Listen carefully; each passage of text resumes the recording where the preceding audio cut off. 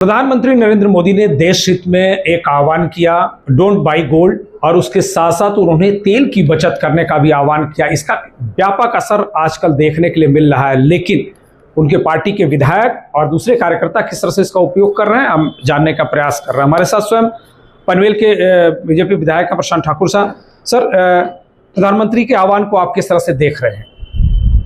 देश के प्रधानमंत्री के बतौर माननीय नरेंद्र मोदी जी ने हम सभी से जो आह्वान किया है, उसको देखते हुए हम सभी को उसके ऊपर अमल करने की आवश्यकता है।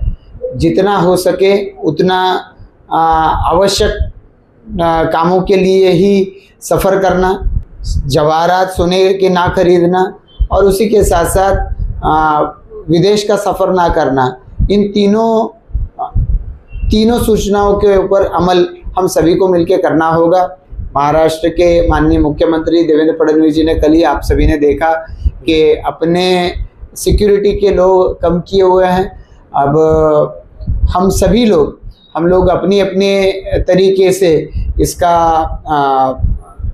नियोजन करते हुए आने वाले समय में काम करेंगे।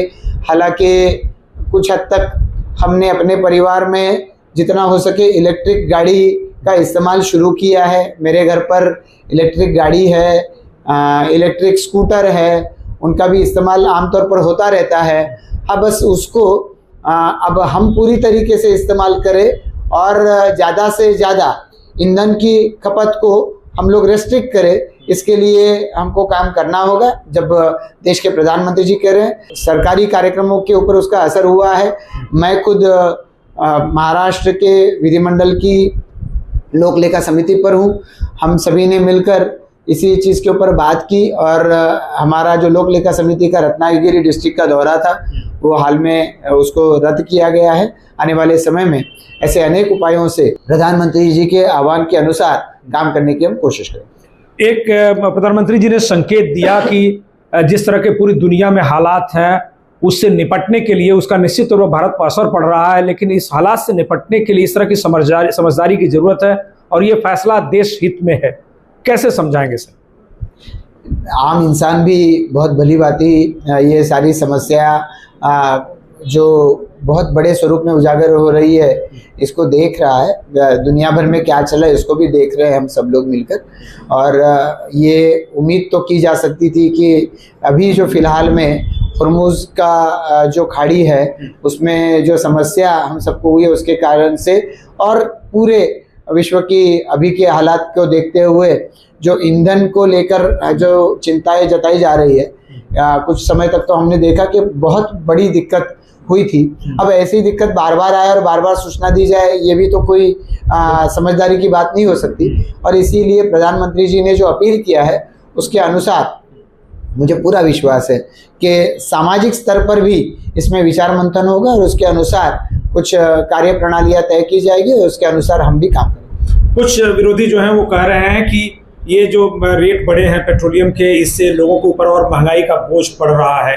आप इसे किस तरह से देख रहे हैं? 1 मई को ये रेट्स डिक्लेयर हुए थे। हर महीने के 1 तारीख को ये रेट्स डिक्लेयर होते रहते हैं ताकि लोगों को और इस फील्ड में जो काम कर रहे हैं ऐसे कंपनियों को भी सहूलियत हो। इसके लिए 1 तारीख के बगैर तो ऐसे रेट ना बढ़ते हैं ना कम होते हैं। तो ऐसे में मुझे लगता है कि हम सभी को इसके लिए अपने आप को तैयार करना होगा। और जब हम अपनी ज़रूरतें कम करेंगे तो हर किसी को ये जो हमारे नैसर्गिक स्रोत है, इसका इस्तेमाल करने का हक रहेगा। बहुत बहुत धन्यवाद। तो जैसा कि आपने सुना कि बीजेपी का एक सीधा नारा है जो प्रधानमंत्री अक्सर दोहराते हैं कि देश प्रथम, और देश प्रथम का मतलब है कि देश के लोग खुशहाल हैं। और इसीलिए बड़ा निर्णय जो है या बड़ा संदेश जो है प्रधानमंत्री नरेंद्र मोदी ने दिया, और उसका असर भी बीजेपी कार्यकर्ताओं और नेताओं पर साफ तौर पर दिख रहा है। जैसा कि स्वयं विधायक प्रशांत ठाकुर साहब कह रहे हैं कि वो इलेक्ट्रिक गाड़ियों का ज़्यादा से ज़्यादा इस्तेमाल करेंगे और दूसरों को भी इसी बारे में पहल करने के लिए संदेश देंगे। हम उम्मीद करते हैं कि हम सब लोग मिलकर इस संदेश को गंभीरता से समझेंगे और उस पर पहल करेंगे ताकि देश मजबूत रहे, एकजुट रहे और खुशहाल रहे। सहयोगी तुषार के साथ मैं सुधीर शर्मा, TV1 इंडिया, नई मुंबई।